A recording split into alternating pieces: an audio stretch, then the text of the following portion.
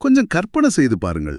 ஒரு ஆன்மீக குரு உங்களிடம் வந்து சொல்கிறார், காதலுக்காக ஒரு பெண்ணை கடத்துவது நியாயம், போரில் தந்திரங்கள் செய்வது தெய்வீகம், அமைதிக்காக உண்ணாவிரதம் இருப்பது கூட ஒரு வகையான வன்முறைதான் என்று. கேட்கும்போதே உங்களுக்கு ஒரு பெரிய அதிர்ச்சியாக இருக்கிறதா? ஆமா, உண்மையிலே இது யாருக்குமே ஒரு தயக்கத்தை கொடுக்கக்கூடிய விஷயம்தான். கண்டிப்பா. ஏன்னா பொதுவாக வரலாற்று பக்கங்களில் நாம் பார்க்கும் மனிதர்கள் அல்லது தலைவர்கள் ஒரு குறிப்பிட்ட சட்டகத்துக்குள் இருப்பார்கள். அவர்கள் ஒரு துறவியாக இருக்கலாம் அல்லது ஒரு போர் வீரராக இருக்கலாம். நல்லவர் என்றால் இப்படித்தான் இருப்பார் என்ற ஒரு தெளிவான வரையறை நம்மிடம் இருக்கும். ஆனால் இன்று நாம் பேசப்போகும் இந்த ஆழமான தேடலில் அந்த சட்டகங்கள் விதிகளெல்லாம் உடைந்து சிதறப்போகின்றன. மிகச்சரி. ஏனென்றால் மனித வாழ்க்கையின் அனைத்து முரண்பாடுகளையும் எந்தவித தயக்கமும் இன்றி தனக்குள் அடக்கிய ஒருவரை பற்றி நாம் இன்று பேசப்போகிறோம். இது உண்மையாகவே ஒரு சிக்கலான, ஆனால் உங்களுடைய சிந்தனையை தூண்டக்கூடிய ஒரு பயணம். ஆமாம். இந்த உரையாடலுக்கான மூலப்பொருளை பற்றி உங்களுக்கு முதல்ல சொல்லிவிடுகிறேன். Krishna the man and his philosophy என்ற தொடரிலிருந்து இது சாப்டர் 10. 1970ஆம் ஆண்டு ஜூலை 20 முதல் அக்டோபர் 5 வரை மும்பையில் உள்ள CCI சேம்பர்ஸில் தனது தேடுபவர்களின் கேள்விகளுக்கு நேரடியாக பதிலளிக்கும் வடிவில் ஓஷோ வழங்கிய இந்த சொற்பொழிவுகள் கிருஷ்ணனை ஒரு புராண கதாபாத்திரமாக அல்ல, வாழ்ந்த ஒரு விடுதலையடைந்த மனிதனாக பார்க்கின்றன. உண்மைதான். அவரை ஒரு கடவுளாக மட்டும் சுருக்கிவிடாமல் ஒரு முழுமையான மனிதனாக ஓஷோ இங்கு அணுகுகிறார். சரியாகச் சொன்னீர்கள். மதங்கள் வாழ்வை மறுத்தன. கிருஷ்ணன் வாழ்வை முழுமையாக தழுவினான். யுத்தத்திலும் காதலிலும் குழலிலும் கீதையிலும் அவன் ஒரே நேரத்தில் எல்லாவற்றிலும் இருந்தான். இது கோட்பாட்டை பற்றிய உரை அல்ல, இது ஒரு முழுமையான மனிதனின் தத்துவம். வாங்க, கிருஷ்ணனை நேரடியாக சந்திப்போம். இந்த அறிமுகமே மிக வலுவாக இருக்கிறது.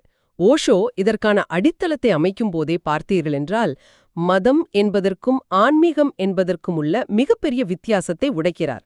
அதை நாம் புரிந்து கொண்டால்தான் கிருஷ்ணனின் முழுமையான செயல்களை நாம் உணர முடியும். இதைத்தான் நான் முதலில் கேட்க நினைத்தேன். ஒரு ஆன்மீகவாதியான கிருஷ்ணன் ஏன் அரசியலில் ஈடுபட்டார்? அரசியல் என்பது பல சூழ்ச்சிகள் நிறைந்த இடம் அல்லவா? ஒரு உண்மையான துறவி காட்டிற்குள் சென்று தியானம் செய்வதுதானே வழக்கம். அதாவது ஓஷோ இதற்கான பதிலை மிக அழகாக பிரிக்கிறார். மதம் என்பது வாழ்க்கையின் ஒரு பகுதி மட்டுமே என்று அவர் கூறுகிறார்.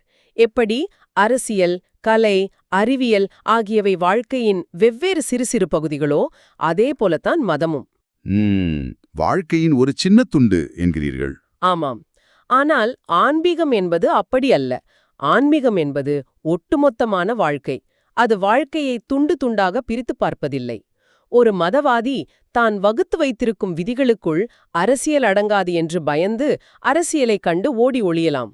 ஓ, அதனாலதான் துறவிகள் உலக வாழ்க்கையை விட்டு விலகுகிறார்கள் போல. மிக சரி. ஆனால் ஒரு ஆன்மீகவாதி வாழ்க்கையை அதன் முழுமையோடு ஏற்றுக்கொள்கிறான். கிருஷ்ணன் வாழ்க்கையின் ரோஜா பூக்களை மட்டும் விரும்புபவன் அல்ல. அந்த பூக்களை பாதுகாக்கும் முட்களையும் சேர்த்து ஏற்றுக்கொள்கிறான். முட்கள் பூக்களுக்கு எதிரிகள் அல்ல, அவை பூக்களின் பாதுகாவலர்கள் என்பதை அவன் அறிவான். வாவ், அருமையான பார்வை.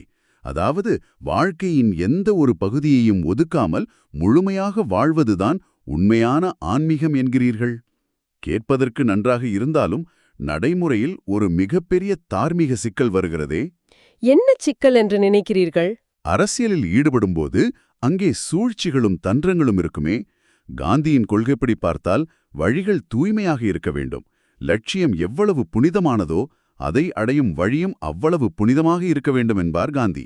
ஆனால் கிருஷ்ணனின் செயல்பாடுகள் இதற்கு முற்றிலும் மாறுபட்டதாக இருக்கிறதே.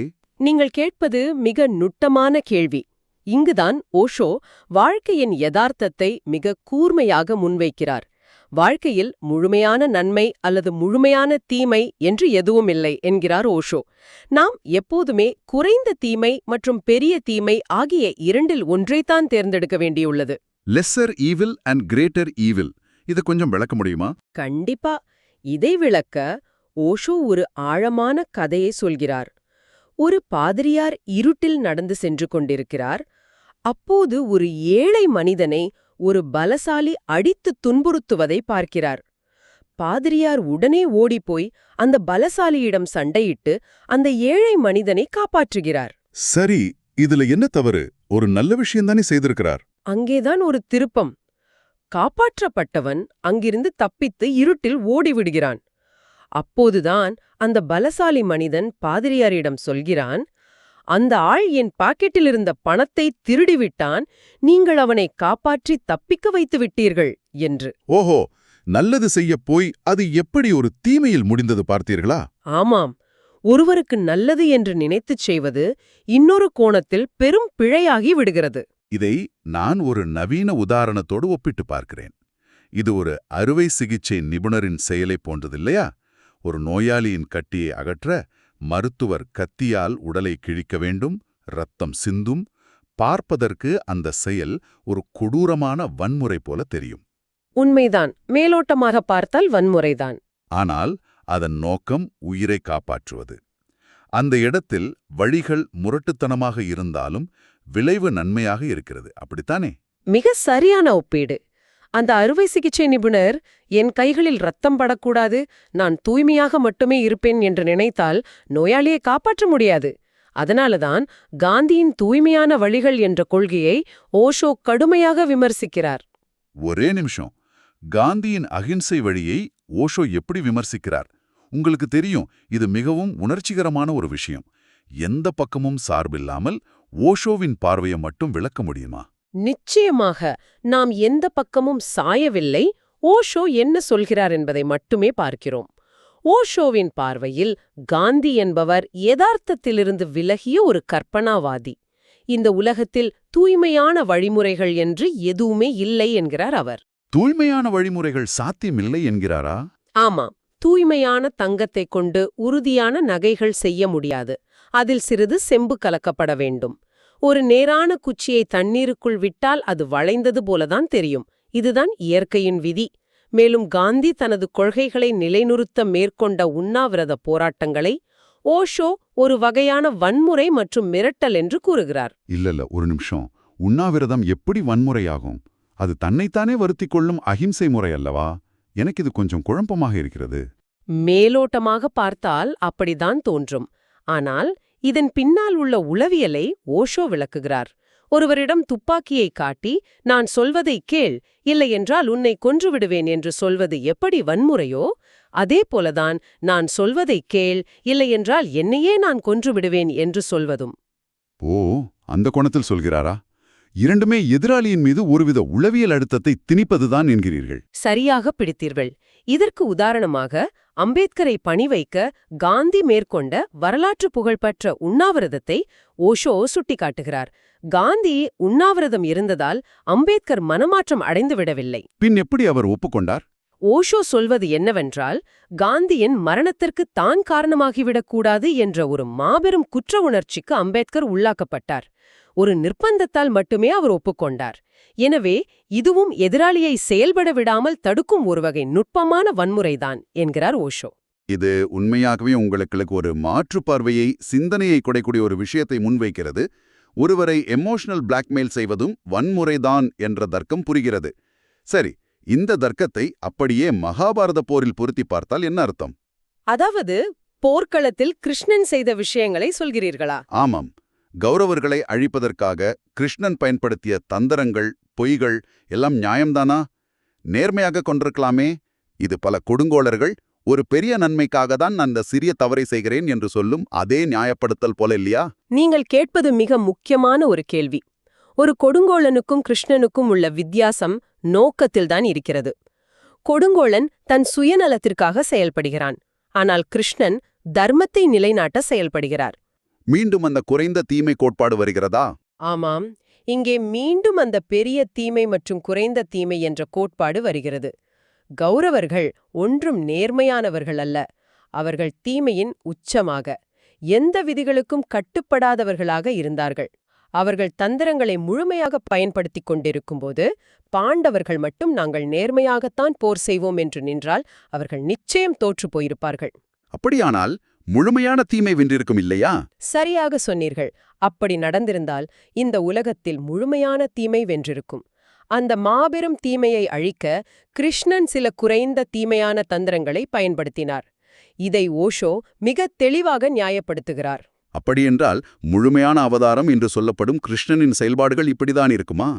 ஓஷோ அவரை பரிணாம வளர்ச்சியின் உச்சம் என்று சொல்லாமல் முழுமையான அவதாரம் என்கிறார். பரிணாம வளர்ச்சிக்கும் அவதாரத்திற்கும் என்ன வித்தியாசம்? இது அறிவியலையும் ஆன்மீகத்தையும் இணைக்கும் ஒரு அழகான இடம். பரிணாம வளர்ச்சி என்பது கீழிருந்து மேல் நோக்கிச் செல்வது. இது ஒரு குறிப்பிட்ட மனிதனுக்கு நடப்பதில்லை. ஒரு குழுவாக பல ஆயிரம் ஆண்டுகளாக மெதுவாக நடப்பது. ஆனால் அவதாரம் என்பது மேலிருந்து கீழே இறங்குவது. இது எனக்கு சரியாக புரியவில்லையே. மேலிருந்து கீழே இறங்குவது என்றால் என்ன?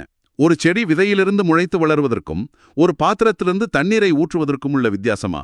மிகச்சரியான உதாரணம். செடி வளர்வது பரிணாம வளர்ச்சி. தண்ணீர் மேலிருந்து ஊற்றப்படுவது அவதாரம். கிருஷ்ணன் ஒரு முழுமையான அவதாரம். அதாவது அவர் அனைத்து திசைகளிலும் 360 டிகிரியிலும் தன்னை திறந்தே வைத்திருக்கிறார். அப்படியானால் மற்றவர்கள் அப்படி திறந்திருக்கவில்லையா? இதற்கு நேர்மாறாக புத்தரை ஓஷோ குறிப்பிடுகிறார். புத்தர் தனது சொந்த விருப்பத்தின் பேரிலேயே ஒரு குறிப்பிட்ட பகுதியை மட்டும் திறந்து வைத்திருந்தார். அவர் அமைதி, தியானத்தை மட்டும் தேர்ந்தெடுத்தார், போரையும் அரசியலையும் தவிர்த்தார். இது காலத்தின் சுழற்சியோ பரிணாம வளர்ச்சியோ அல்ல. ஆனால் கிருஷ்ணனோ புல்லாங்குழல் வாசிக்கும் கலையிலும் சரி, இரத்தக் களரியான போர்க்களத்திலும் சரி முழுமையாக தன்னை வெளிப்படுத்தினார். அவர் எந்த ஒரு பரிமாணத்தையும் மூடி வைக்கவில்லை.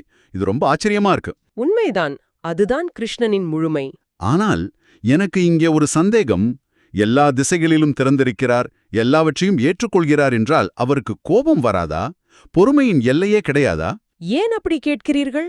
ஏனென்றால் சிசுபாலன் கதையில் சிசுபாலனை 999 முறை மன்னித்த கிருஷ்ணன் திடீரென தனது சுதர்சன சக்கரத்தால் அவனை கொன்றார். இது அவருக்கும் ஒரு கட்டத்தில் பொறுமை போய்விட்டது என்பதை காட்டுகிறதா? நாம் அப்படித்தான் நினைப்போம். ஏனென்றால் நமது பொறுமை என்பது தோலுக்கு மேல் இருக்கும் மேலோட்டமான பொறுமை. ஒருவர் நம்மை 2 முறை திட்டினால் அமைதியாக இருப்போம், 3வது முறை திருப்பி அடிப்போம். ஆமா, நம்ம லிமிட் அவ்வளவுதான். ஆனால் கிருஷ்ணனின் பொறுமை எல்லையற்றது. 999 முறை ஒருவரின் வசைப்பாடல்களை பொறுத்துக் கொள்வது என்பது சாதாரண விஷயமல்ல.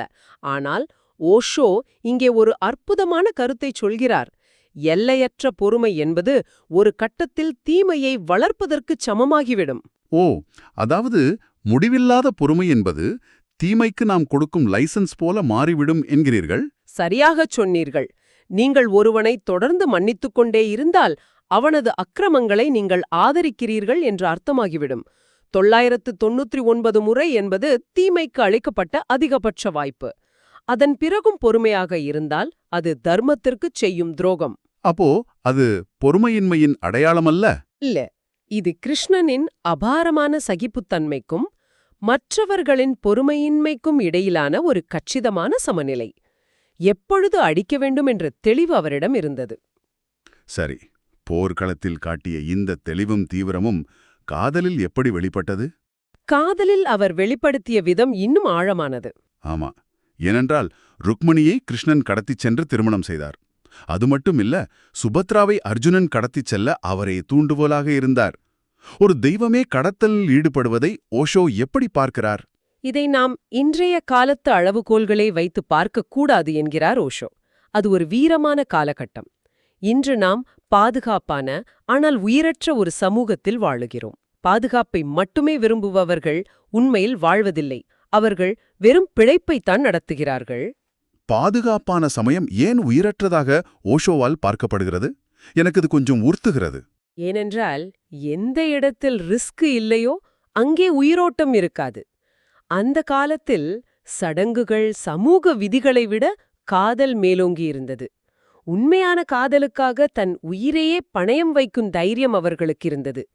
இன்று நாம் ஜாதகம் பார்த்து, பேங்க் பேலன்ஸ் பார்த்து திருமணம் செய்வதை விட காதலுக்காக தன் உயிரை துச்சமாக மதித்து போராடுவது ஆன்மீக ரீதியில் மிகவும் உயர்ந்தது என்பது ஓஷோவின் கருத்து. அட, இது முற்றிலும் ஒரு புது கோணம். ஆமாம், அந்த காலத்தில் ஒரு ஆண் தனக்காக சமூகத்தை எதிர்த்து போராடி தன்னை கடத்திச் செல்லவில்லை என்றால் ஒரு பெண் அவமானமாகவே கருதுவாள். அது காதலுக்கும் உயிரோட்டமான வாழ்க்கைக்கும் கொடுக்கப்பட்ட மரியாதை.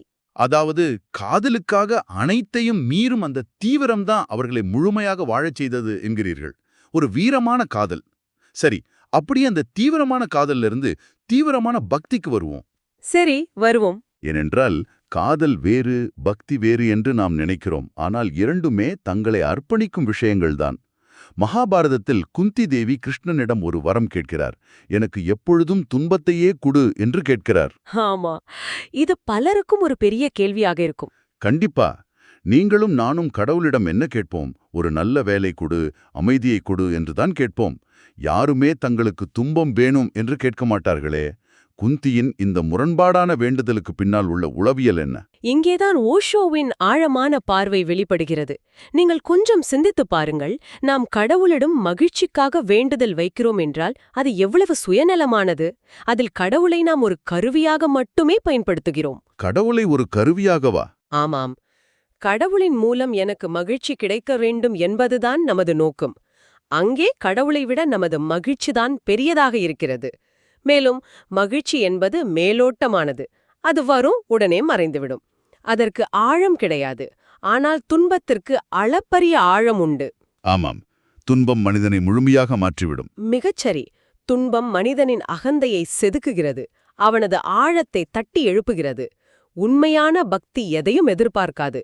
குந்தி தேவி துன்பத்தை கேட்பதன் மூலமாக மகிழ்ச்சியான நேரங்களில் நான் உன்னை மறந்துவிடக்கூடும், ஆனால் துன்பத்தில் மட்டுமே உன்னை உறுதியாக பற்றிக்கொள்வேன் என்பதை உணர்த்துகிறார். அப்படியானால் எந்த நிலையிலும் உன்னை நான் மறக்கக்கூடாது என்பதற்காகவே துன்பத்தை கேட்கிறார். ஆமாம், பக்திக்கு விதிகள் கிடையாது.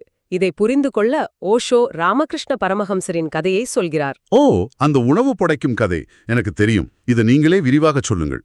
சரி. ராமகிருஷ்ணர் கல்கத்தாவில் உள்ள தக்ஷிணேஸ்வரம் காளி கோவிலில் அர்ச்சகராக இருந்தார்.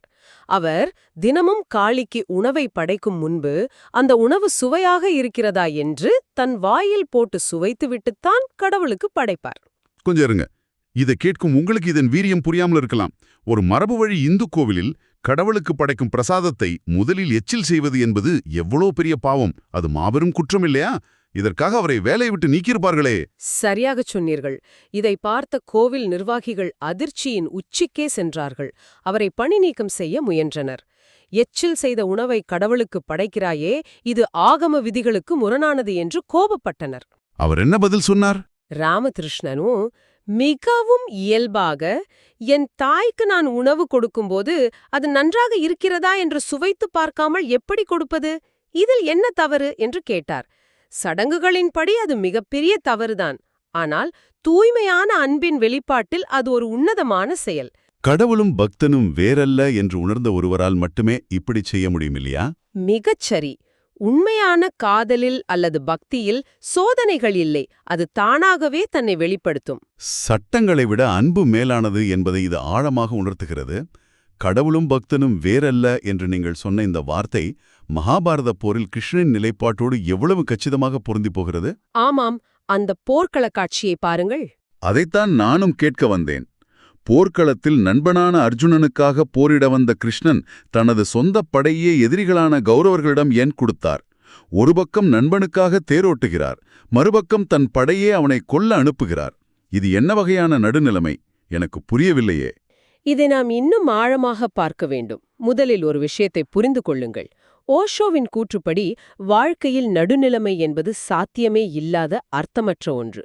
கிருஷ்ணன் நடுநிலையாக இருக்க விரும்பவில்லை. நடுநிலைமை என்பது பொய் என்கிறாரா? ஆமாம், ஆனால் வாழ்க்கையில் உறவுகள் எப்போதுமே நிலையானவை அல்ல என்பதை இது உணர்த்துகிறது. நண்பன் எதிரியாகலாம், எதிரி நண்பனாகலாம். இதை ஓஷோ மகாபாரதத்தின் மிகப்பெரிய முரண்பாடாக விவரிக்கிறார். அதாவது போர்க்களத்தில் பகலில் விரித்தனமாக கொலைவெறியோடு போரிடுபவர்கள் இரவில் ஆயுதங்களை கீழே வைத்துவிட்டு ஒன்றாக கூடி பேசுவார்கள். இறந்து போனவர்களுக்காக எதிரிகளோடு சேர்ந்து அழுவார்கள் என்று படித்திருக்கிறேன். மிகச்சரி. பகலில் போர், இரவில் துக்கம் பகிர்தல். அப்படியென்றால் தன் படையை ஏன் எதிரிகளுக்கு கொடுத்தார்? இதன் மூலம் அவர் என்ன நிரூபிக்க நினைத்தார்? அவர் தனது சக்தியை இரு தரப்புக்கும் பிரித்து வழங்கினார். இது எப்படி சரியாக இருக்கும்? தனது பிரம்மாண்டமான படையை துரியோதனனுக்கும் ஆயுதமே ஏந்தாத நிராயுதபாணியான தன்னை அர்ஜுனனுக்கும் கொடுத்தார். இதன் மூலம் எந்த தரப்பு எதன் பக்கம் நிற்கிறது என்பது தெளிவாகிறது. ஓ, யாழ் அறத்தின் பக்கம் நிற்கிறார்கள் என்று காட்டவா? ஆமாம், கௌரவர்கள் அதிகாரத்தையும் படைகளையும் சடப்பொருளையும் நம்பினார்கள். ஆனால் பாண்டவர்களோ ஆயுதமே இல்லாத கிருஷ்ணனை, அதாவது தூய்மையான அறிவையும் தர்மத்தையும் விழிப்புணர்வையும் நம்பினார்கள். கிருஷ்ணன் என்ற மனிதன் ஒரு முரண்பாடுகளின் மொத்த உருவம். அவர் எந்த விதிகளுக்கும் வரையறைகளுக்கும் உட்படாத ஒரு ஸ்தித பிரக்ஞன். ஸ்தித பிரக்ஞன், இது மிகவும் கனமான ஒரு வார்த்தையாக இருக்கிறதே. இதை கொஞ்சம் எளிமையாக விளக்க முடியுமா? உங்களுக்கு தெரிந்தபடி ஸ்தித பிரக்ஞன் என்றால் என்ன? ஸ்தித என்றால் நிலையான, பிரக்ஞா என்றால் விழிப்புணர்வு அல்லது ஞானம். ஸ்தித பிரக்ஞன் என்றால் நிலையான ஞானம் கொண்டவர். அதாவது கடந்த காலத்தை பற்றிய எந்த குற்ற உணர்ச்சியும் இல்லாமல், எதிர்காலத்தை பற்றிய எந்த பயமும் இல்லாமல், நிகழ்காலத்தில் முழுமையாக நிலைத்திருப்பவர். அந்தந்த கணத்திற்கு என்ன தேவையோ அதை முழுமையான விழிப்புணர்வோடு செய்பவன், அப்படிதானே? மிகச்சரி. ஒரு கணத்தில் அவர் புல்லாங்குழல் வாசிக்கும் மென்மையான காதலனாக இருப்பார். மறு கணத்தில் தர்மத்தை நிலைநாட்ட போர்க்களத்தில் நிற்கும் மாபெரும் தந்திரசாலியாக மாறுவார். இரண்டுமே அவர்தான். இந்த இரண்டு முரண்பாடுகளுக்கும் இடையே அவர் எவ்வித முரண்பாட்டையும் உணர்வதில்லை. அதுதான் ஸ்தித பிரக்ஞனின் உச்சநிலை. வாவ், ஸ்தித பிரக்ஞன், மிகவும் ஆழமான வார்த்தை. இந்த ஆழமான தேடலின் முடிவுக்கு வந்துவிட்டோம். ஓஷோ சொல்வது போல கிருஷ்ணன் ஒரு முரண்பாடுகளின் மூட்டை. ஆனால் உங்களுக்கு ஒன்று தெரியுமா? கொஞ்சம் யோசித்து பாருங்க. நாம் அனைவரும் நம் வாழ்க்கையில் முரண்பாட்டை கண்டால் பயப்படுகிறோம். ஆமாம், எல்லாமே நேர்கோட்டில் தர்க்க ரீதியாக சரியாக இருக்க வேண்டும் என நினைக்கிறோம். ஒரு பக்கம் கோபப்பட்டால் மறுபக்கம் எப்படி அன்பாக இருக்க முடியும் என்று குழம்புகிறோம். நமக்குள் இருக்கும் முரண்பாடுகளை நினைத்து நாமே குற்ற உணர்ச்சியால் குறுகிப் போகிறோம். ஆனால் உண்மையான ஞானம் என்பது வாழ்க்கையின் இந்த முரண்பாடுகளை எந்தவித குற்ற உணர்ச்சியும் இல்லாமல் அப்படியே ஏற்றுக்கொள்வதில்தான் இருக்கிறதோ. இதுதான் நாம் சிந்திக்க வேண்டிய ஒரு மிகப்பெரிய கேள்வி. நம்மை நாம் துண்டு துண்டாக பிரித்து பார்க்காமல், வாழ்க்கையை அதன் முழுமையில், அதன் அனைத்து நிறங்களோடும் வாழ்வதுதான் இந்த மொத்த உரையாடலின் சாராம்சம். உங்கள் உள்ளே இருக்கும் துறவியையும் அதே நேரம் உள்ளே இருக்கும் போர்வீரனையும் ஒன்றாக அரவணைப்பதுதான் முழுமையான வாழ்க்கையோ? இதை நீங்களே சிந்தித்து பாருங்கள். தான் நடக்குது. இந்த ஆடியோ புத்தகம் உங்களுக்கு பயன் தருது என்று நினைத்தால் இந்த முயற்சி தொடர்ந்து போக உங்கள் ஆதரவு மிகவும் உதவும். என்னுடைய இந்த முயற்சிக்கு நன்கொடை அளிக்க விருப்பம் இருந்தால் டிஸ்கிரிப்ஷன்ல கொடுக்கப்பட்டுள்ள UPI ID மூலம் வழங்கலாம். உங்களால் முடிந்த அளவு போதும். சிறிய ஆதரவும் பெரிய உதவிதான். இந்த வீடியோ உங்களுக்கு பயனுள்ளதாக இருந்தால் சப்ஸ்கிரைப் பண்ணுங்க, மற்றவர்களுக்கும் பகிர்ந்து கொள்ளுங்கள். இந்த கருத்துக்கள் அவர்களுக்கும் தேவையாக இருக்கலாம். லைக் பண்ணுங்க, உங்க கருத்துக்களை கமெண்ட்ல பகிருங்க. மனப்பூர்வமான நன்றி.